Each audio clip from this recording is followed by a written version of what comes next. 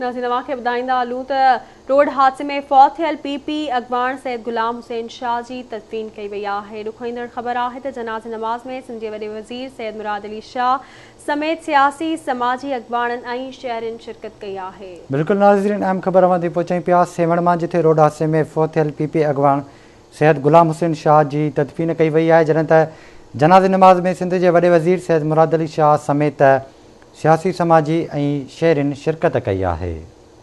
तव्हांखे अपडेट कंदा हलूं। अफ़सोसनाक ख़बर आहे, रोड हादसे में फौत थियल पीपी अॻवान सैयद गुलाम हुसैन शाह जी तदफ़ीन कई वई आहे। जनाज़े नमाज़ में सिंध जे वॾे वज़ीर सैयद मुराद अली शाह समेत सियासी समाजी अॻवाननि ऐं शहरियुनि शिरकत कई आहे।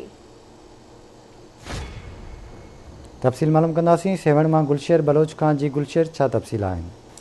जी बिल्कुलु, सिंध जो वॾो वज़ीर सैयद मुराद अली शाह झांगारा पहुतो आहे ऐं गुज़िरियल ॾींहुं पीपी अॻवान सैयद गुलाम हुसैन शाह हादसे में फौत थी वियो। उन जी जनाज़े नमाज़ में अॼु वॾे वज़ीर शिरकत कई आहे, जॾहिं त हिन इलाइक़े जा ऐं सियासी समाजी मोज़िज़ जेके अॻवान आहिनि उन्हनि पिणु हिन नमाज़े में शिरकत कई आहे। सिंध जो वॾो वज़ीर सैयद मुराद अली शाह अञा बि जेको आहे सो हिते मौजूदु आहे। उन मौक़े ते हितां जेके सिक्योरिटी जा इंतज़ाम जेके आहिनि इंतिहाई सख़्तु कया विया आहिनि।